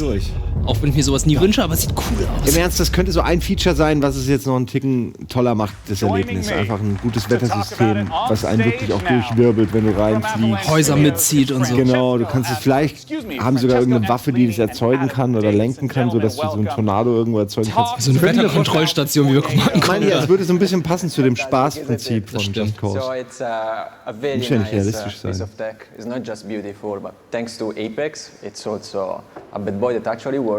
It's fully physicalized. Yeah. This means that it's roaming the world, wreaking havoc, and It's not just like a background piece. It's actually impacting the world before you. This is Just Cause, man. You go there and you play with it. Yeah. You know, throughout the trailers that I've seen, it seems to be a lot of different environments that are available throughout. Can you talk to me about those? Yeah, I mean, one of the most important things to us with this installment of Just Cause was bringing a lot more variety into the game, and that extends to a lot of things, but certainly the biomes of the game.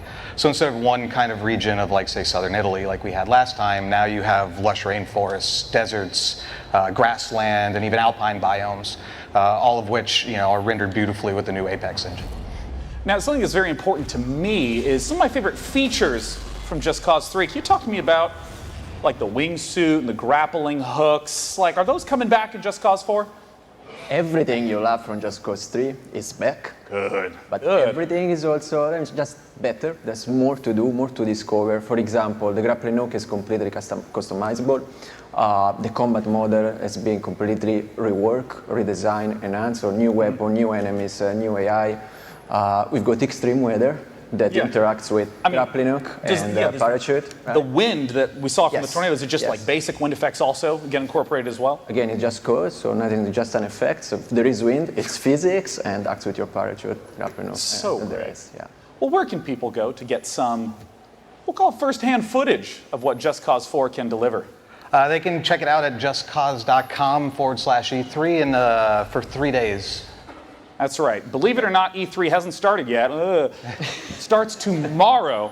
So June 12th through 14th, you can check it out. Thanks so much for joining us on stage. I look forward to the hilarity of Just Cause 4. Now, our next title is one of my all-time favorite IPs. I can't wait for Frankie to talk to you about The Walking Dead. Overkill Software and Starbreeze are the creators of Payday and Aber es kommt auch noch ein anderes Overkill oder so. Without saying that these studios are some of the most talented makers of cooperative shooters. And their next one is set in a familiar but new apocalyptic Washington, D.C. Here's the first gameplay footage for Overkill's The Walking Dead. And keep your eyes peeled for the release date at the end.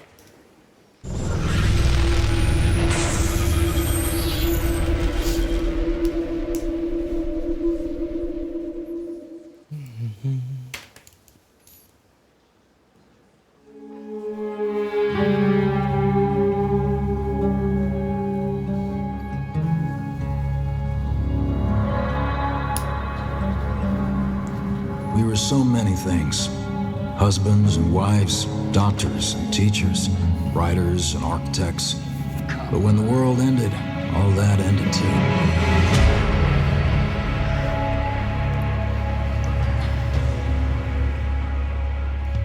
Every day we fight for more than survival. We fight to build a new life.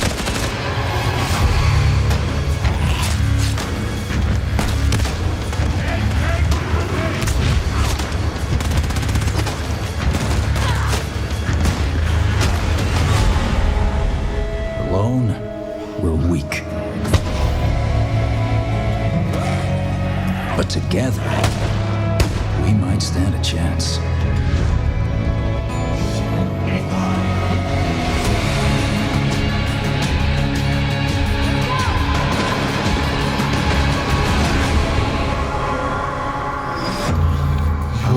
Overkills, The Walking Dead, ja. Das habe ich letzte E3, glaube ich, schon was dazu gesehen. Das ist dann ein bisschen Left 4 Dead mäßig. And I have more good news. Oder? Ich kann es jetzt nicht sagen. Overkill's game for The Walking Dead, of course, coming soon, but we have a second, completely different Walking Dead game that we're getting the chance to talk about right now. This is Telltale's The Walking Dead. Frag mich, wer die Eier hat, dieses Jahr am gleichen Tag zu erscheinen wie Red Dead Redemption.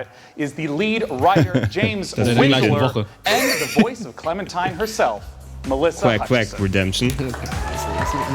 Hannes! Nee, ist eine Frau. Ah, das ist die Clementine-Sprecherin. Ja, das ist die Stimme von Clementine. Now, I want to ask right away for, people who've played through the first 3 seasons of The Walking Dead, in terms of the gameplay, what's some of the familiar and what's some of the new? Okay, so for people who don't know Telltale, we are a story-based company. We focus on narrative. We've had our roots in the old-school point-and-click adventure games, but we've developed our own cinematic style and almost a signature mechanic, like our choice wheel. Yeah. And that's all familiar. That should, the choices branch the narrative. What's new Und this die neue year, Engine? we have, Ich glaube, die haben endlich mal eine neue Engine. Traditionally, like combat and Das action. Ruckeln wird noch eingebaut. Bis Ja, zwischen den Szenen, das gehört dazu. Immer eine Sekunde Wartepause. Sonst ist es nicht Telltale. Einfach der Nostalgie wegen wird dein Spielstand. Du kannst entscheiden, wo du zwei verschiedene Buttons. Aber on the fly, also This time you can press 2 buttons. Wow. Choose a button. Twice the buttons, twice the possibilities. Oh yeah, so we also have like the orbital cam, like Twice the price. camera. So that's like Nee, DLC, du musst die einzelnen Buttons dazu kaufen. Hat sich der Junge da am Kopf verbrannt? Is like they're looking really, really good with this graphic black Kiefer Sutherland. that we're employing. Yeah, because in the previous games it was much more of a directed camera from scene to scene, but now you can really sort of explore the environment on your own. Absolutely, yeah, and yeah. Now I want to ask about the story. I mean, Telltale games always have that as the central feature. Where does The Walking Dead, the final season, start off? Okay, so it starts, Clementine has been on the road for a long time. We are post-time jump in the comics. She's been on the road, she's traveling with AJ, who is an orphaned boy, who is the closest thing that she has to family. But they're reaching the end of it. They are like running out of steam on the road. It's like proving to be untenable. The final season, Clementine discovers a school, a secluded school, where there are no adults, and essentially sees that this might be a place that they could call home. Yeah, and what are the sort of challenges that she's going to face throughout the season? Oh, all kinds of challenges, yeah. Like zombie threat all the time. Yeah, of course. And then there's always the external threat, like at some point there are going to be adults coming in representing external threats that she's going to have to deal with. Now, Melissa, I want to ask what your experience has been like, because it's rare to have, a voice actress journey along with a character in a multi-year journey. I mean, how long ago was the first recording that you did? Well, it was 2012, but we might have even started in 2011. I don't know. We're not going to do math on air. Yeah, we're That's not always doing a math. bad idea. That's not happening right now. It's been a long time, and it's not only just playing one character, it's actually been aging with her, growing with her, and falling deeper and deeper in love with her, and starting as this young child who's, playing as Lee, it's your job to protect her, and then organically moving through all these seasons, and now you're playing as Clementine. I mean, really, this is a fan-driven game, so this final season is for the fans, and you're going to be playing as Clementine and protecting AJ, and this is just near and dear to my heart. And how do you feel about the fact that this is the end? Well, I mean, it's bittersweet. I'm super sad. I'm super psyched. Of course, it'll be sad to end her journey, but I'm really looking forward. Obviously, I'm surrounded by talent with Telltale Games, and I have no doubt that the writers and the creatives are going to crush it. So, sad but happy? It's all very confusing. I'm a very confused human right now. Let's just put it that way. Well, I'm someone who's played through all of the Telltale Walking Dead games. I would love to know when the final season is coming out. August 14th. We ship August 14th, and it's available for pre-order right now. Be sure to check it out. Thank you so much for joining me on stage today. Once again, that's thewalkingdeadgame.com. The next game I have. As well. Der Stapel wird nicht kleiner, ne? Nee. Er packt's nach hinten. Okay. Ich dachte, du wirst sie nach hinten. We're gonna wirfst sie head weg. back to you on the balcony. Next up, have I got a treat for you. Ihr könnt sie aufessen Coming straight out of zwischendurch. Finland from Nolla Games, it's a magical action roguelike that asks, is that a wand in your pocket? Or are you just trying to kill me? Don't let the retro art style fool you. Noita is set in a procedurally generated world where every pixel is physically simulated. Let's take a look.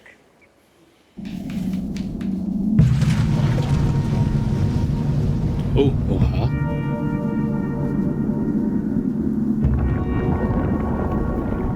Okay.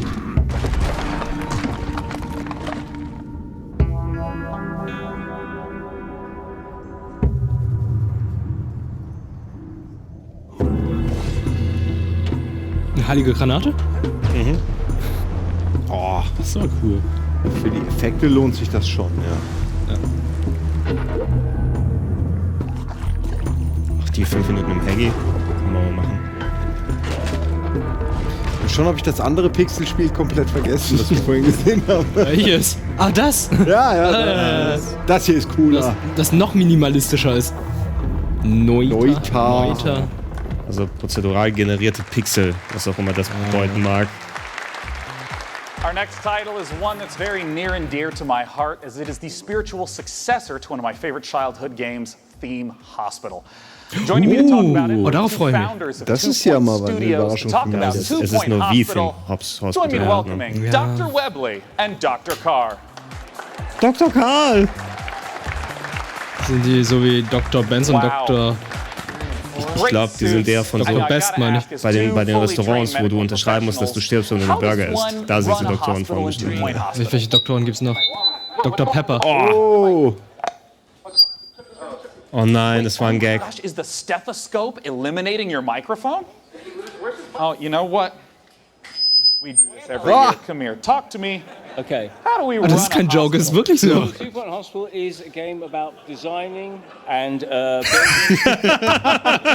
Aber er löst das gut. Ey, ich finde das schön, ich finde es super. You said don't talk there. Yeah. I got to look out here, you said. Yeah, no, just look straight at the ground. There's a lot of customization. Is this not working at all? Yeah, it's great. Doing great. Carry on. I'll carry on then. Yeah, a lot of customization, a lot of interesting characters in our world, which with all these different characters, we had to come up with some really interesting illnesses and cures for them. And you have fun in 2 Point County exploring different regions and curing people with different ailments. What? This is real. We actually researched this. It's a certain anima. And also you can train people. You can train your doctors to be better, your nurses to be better. Do research so you can unlock new wonderful cures. Yeah.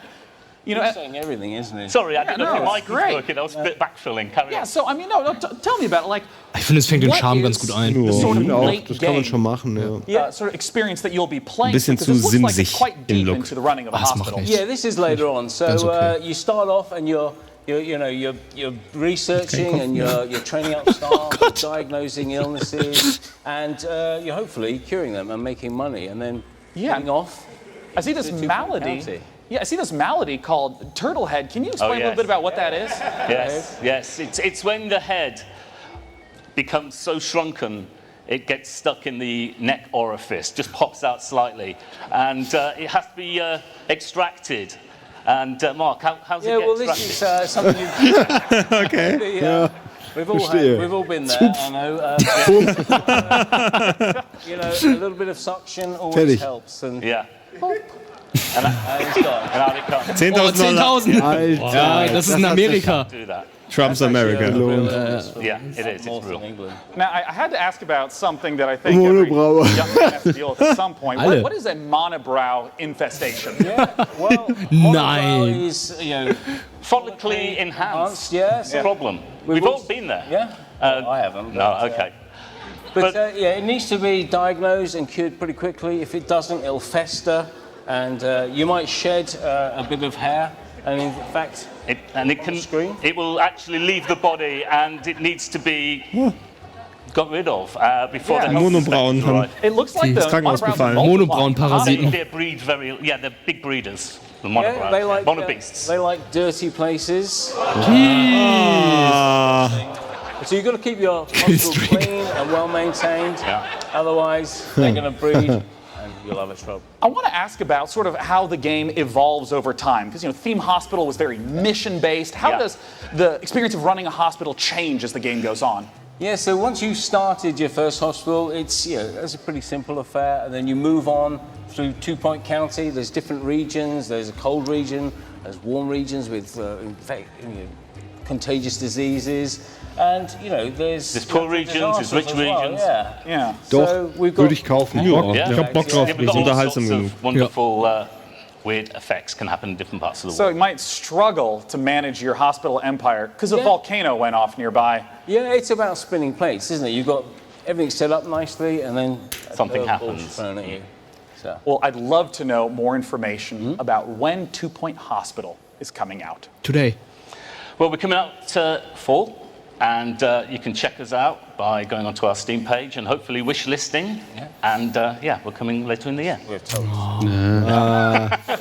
2019. Well, I'm personally Heute wäre gut gewesen, weil in einem halben Jahr habe ich es vergessen. Thanks so much for joining me, Doctor and Doctor. Thank you. Talk about 2 Point Hospital. Das sollen die zeigen es auf der nächsten E3. Now, our second Battle Royale game of the afternoon takes a fantasy RPG-esque bent, and you may have even seen it getting streamed on Twitch in the previous week. Let's take a look at von Smite-Machern, ne? Ja, wie heißt denn das nochmal? Realm Royale. Ja, genau.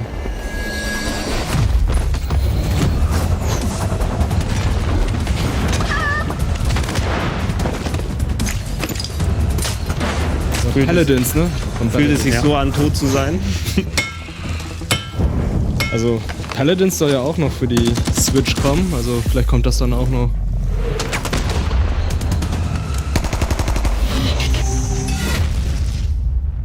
Ja. Joining me to talk about Realm Royale is the executive producer at High Res Studios. It's Rory Newbro, aka Hero Shooter mit Battle Royale. Mr. Dry Bear. What separates Realm Royale from other types of Battle Royale games? Sieht auch wieder 1:1 aus wie Fortnite. So before you go up into the air to determine where you land on the map, you'll actually choose werden ja from mal a mit list Overwatch of fantasy classes like mage or hunter or assassin and specify a unique play style before you land. How do these different classes work?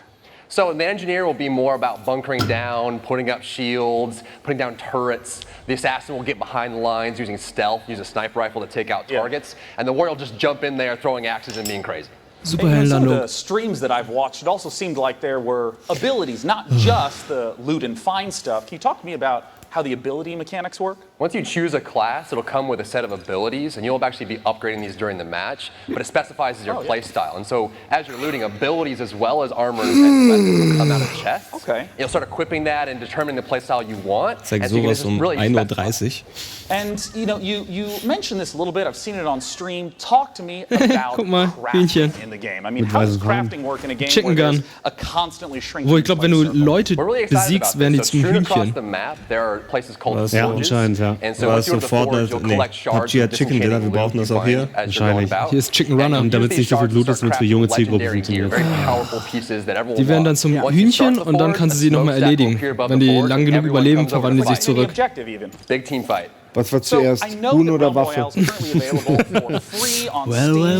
war zuerst, das Huhn oder das Dinner? People can check out that are E3 exclusive. That's right. So free on Steam. We're actually out for less than a week now, and we were already number 4 on Steam charts. And this week at E3.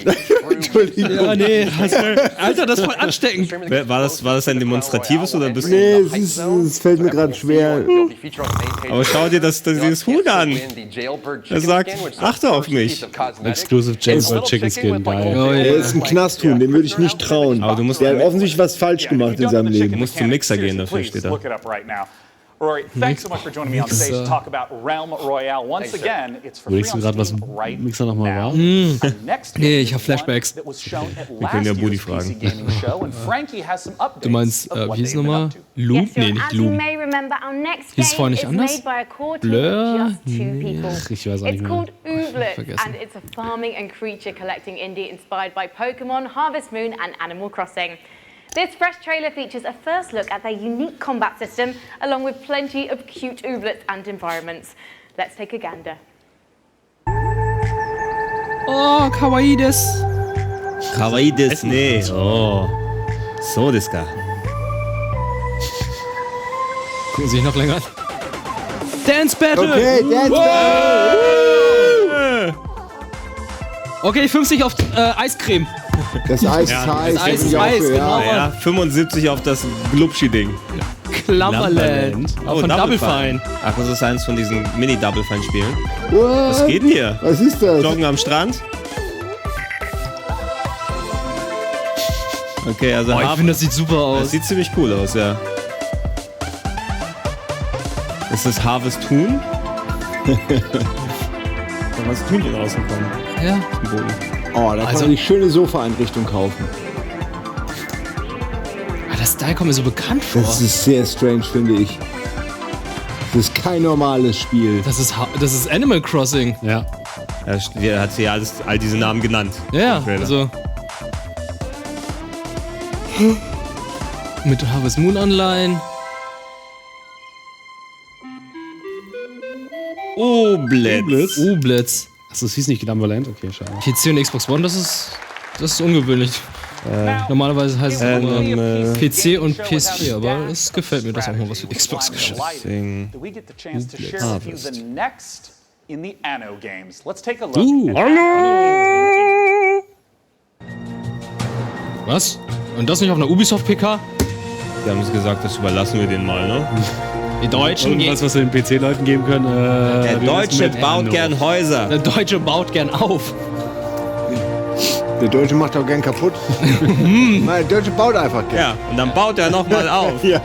Ah, das erklärt die Weltkriege.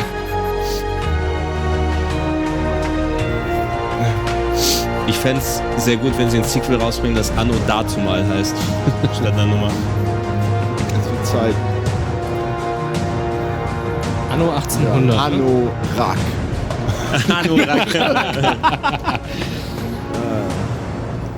Anno 1:80 Uhr. 1 plus 8 gleich 9. Das macht Sinn. Es ist immer die 9. Es ist immer die 9. Producer Burkhard Rathheiser and community developer Bastian Thun. 1800. Burkhard, Bastian. Gentlemen, welcome to the stage. I want to begin right away. Das ist gar nicht die Ubisoft-Bühne. Mehr Deutsche, mehr Deutsche. What are these types of games like? Yeah, well, Anno 1800 is a PC only Der ist aber braun. real-time strategy game, and it's kind of mixing city building together with economic simulation and naval warfare. And at its core, it's a sandbox game, so you have a vast amount of freedom to explore the world and build huge cities. And I wonder if you could talk to me a little bit about why the choice of the 19th century for this game. Well, the 19th century, it's such an interesting and rich era. There was so much happening in this era. Yeah. So we had two industrial revolutions. We had major scientific inventions. And also big social changes, and also the creation of the big imperial empires. So it's a really rich era. And what are some of the elements that we'll get to see from the 19th century in Anno 1800? So it's kind of, for the player, it's well, basically you start with the first kind of medieval settlements, and then it's a kind of a journey through the 19th century. So it's a kind of, you explore everything that kind of happened in this rich era. And I understand that you have a very unique take on how to work with the community, how to gather feedback. I was wondering if you could talk to me about what is Anno Union. So last year at Gamescom, when we actually revealed the game, we decided on, you know what, it's pre-alpha, we revealed the game. We invited the community to basically become a member of our development team. So we launched our Anno Union platform. It's a place where we give constant weekly updates on the current development and invite players to give feedback and basically help us developing the game. Can you give me like an example of exactly how some choices have been steered by the community? So there's a lot of different stuff we did. So like from feedback we got on our blogs and focus playtests where invited players. We got so much great feedback, which had to completely rebalance the mid and late game of the game. Also, we heavily expanded on core features of the game based on feedback. We said like, okay, that really seems to work. Players like that, so okay, let's do it. Like improve the quality a little bit even more. Yeah. But they can also vote on actual game content. So we had a big vote for an AI opponent in the game, for a community creation contest where they could create their own island and stuff like that. And I understand that some of this footage that you're sharing right now is pieces that people can go to anno-union.com and vote on right now. Exactly. So right just in time for E3, you can go to anno-union.com, check out, we have a vote up where you can vote on one of 5 ships in the game. And that's only the first stage, because in the second stage, we will allow you to design your own ship variant. So the winner of that first vote, then you can hand in your own design notes, drawings, 3D models, whatever you like. And the winner of that contest will actually make it into the game. Now, where is the website that people can go to again to get the most information right now? Yeah, just check out anno-union.com. That's basically our big community platform, and we want to invite especially strategy gamers, PC players out there to come help us developing the game, sharing feedback. Just check it out. Well, gentlemen, thank you for joining me on stage to talk about Anno 1800. Our next title is the final Battle Royale of the Final Battle Royale. Ich hatte schon Hoffnung. Und dann. Das ist das dritte Battle Royale-Spiel. Publisher Tiny Build is known for discovering. Lass es doch endlich mal vorbei sein. Ey, andere Publisher versuchen Battle Royale so zu meiden, aber bei PC Gamer alles raus damit. And now I'm delighted to be able to bring you the world exclusive reveal of a game developed by Galvanic Games in cooperation with Explosion. Inspired by the Cyanide and Happiness webcomic, Rapture Rejects is Battle Royale as you've never seen one before, ladies and gentlemen, believe it or not. Top down, isometric, cartoony and basically bonkers. Let's take a look at what happens when the man upstairs makes an epic fail. Ich bin großer Fan von Survivio. Das ist die, super. Ja. Die Cyanide and Happiness Dinger kennt ihr ja. Wenn ihr es bei seht, kennt ihr den Stil, weil sie es genauso gemacht haben. Wir haben der Webcomic. 120 Leute.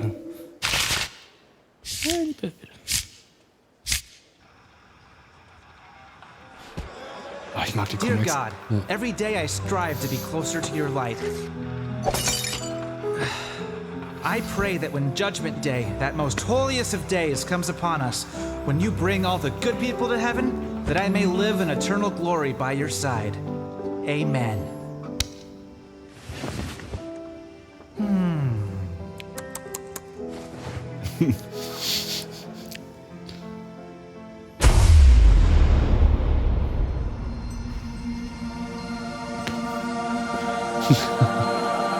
Die Apokalypse. Ah, okay.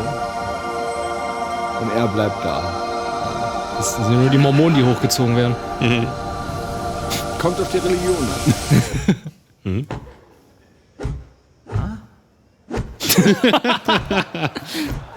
Little help. Thanks, brah. Mhm.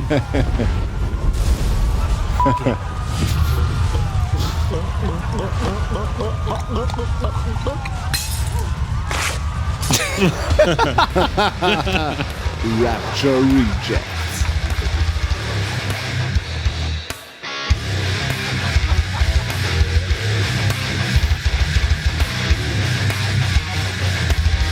Harold! Get down here this instant! You didn't bring the leaves! Smell you later, you old bag!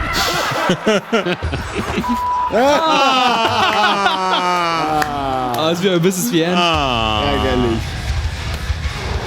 Aber er hat's verdient. Rapture Regrets. Reject. Das sieht spaßig aus. I can't believe we got to show that trailer. That's so great. Ich glaube, den Lacher hat er reingeschrieben in den Text. Our final game that we will be showcasing this evening is from perhaps the most famous stealth action franchise in gaming, the Hitman series. Oh Mann, ey, ich dachte Splinter Cell. Ja, nicht hier. Sony. Ja, warum nicht? Hitman ist jetzt auch hier. Und ja, aber Hitman wurde schon bekannt gegeben. Spiel nicht so mit meinen Gefühlen. Dass denen immer noch interessante Settings für die Missionen einfallen. Kreative Mörder, die Typen. Agent 47, sie sehen genauso aus wie dieser Rennfahrer. Alle. Rein zufällig. A day of high-octane thrills and to very public targets. Ich hab das schon gesagt. Season 1 war geil. Wird bestimmt auch sehr cool. Ich glaube, das Ding hol ich noch mal nach. Ja, mach es. Ja, das lohnt sich wirklich. Ja. Aber tolles Spiel. Ich habe die Vorgänger gern gespielt. Absolution und Blood Money. Ja. Eine Prothese. Kokosnuss.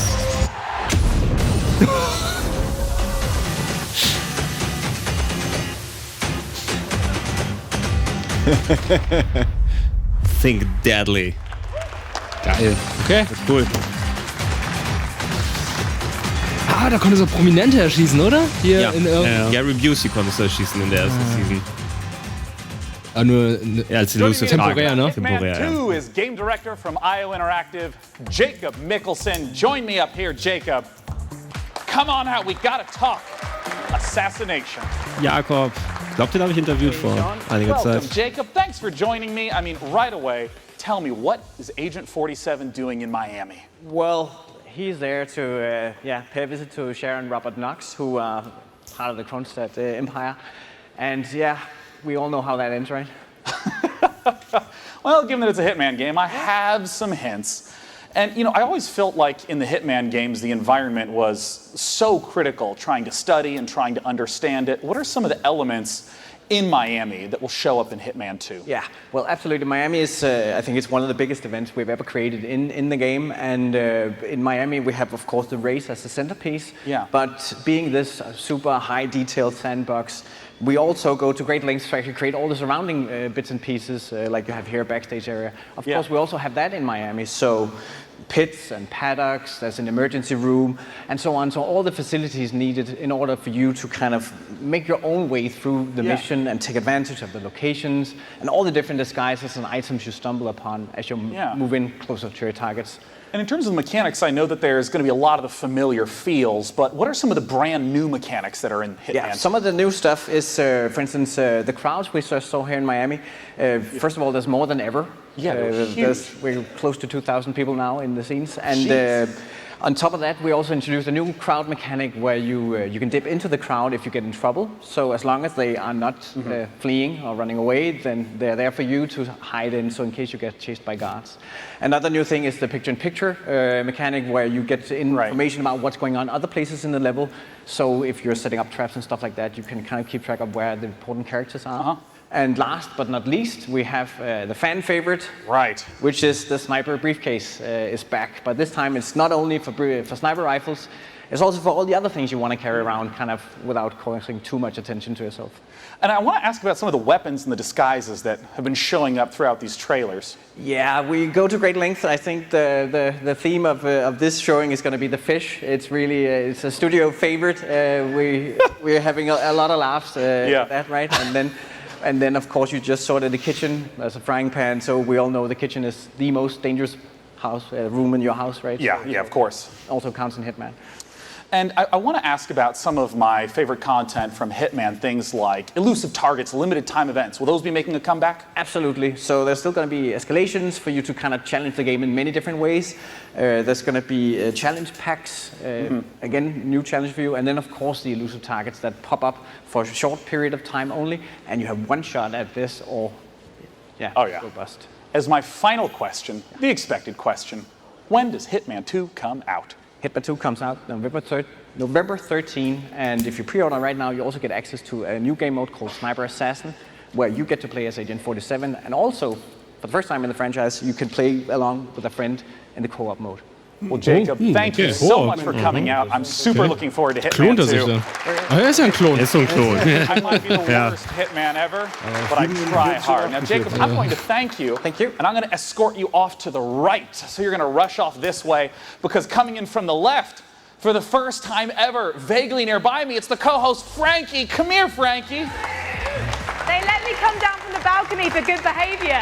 Excellent. Well, Frankie, we did it. The PC Gaming Show is done. Thank you so much for joining us to host this year. Thank you. Ich hoffe, die Ente kommt gleich wieder. Guys. Thanks for all of you who came out to the Will Turn Quack, and Quack, joined Mother, us today. Schnitt. It was a blast. Und das ist vorbei. Thanks to Ich hoffe, dass nächstes Jahr nur die Ente da ist. Das wäre gut. Ja. Nein, aber Day 9 hat es gut gemacht, ne? Twitch-Legende. Of course, this year curating vollkommen in Ordnung. Hat es gut gemacht. Aber keiner von uns kennt ihn, oder? Seien wir doch mal ehrlich. And of course, Keiner. Twitch ist groß. Auch ein Wal geht in großem, weiten Meer verloren. Stimmt.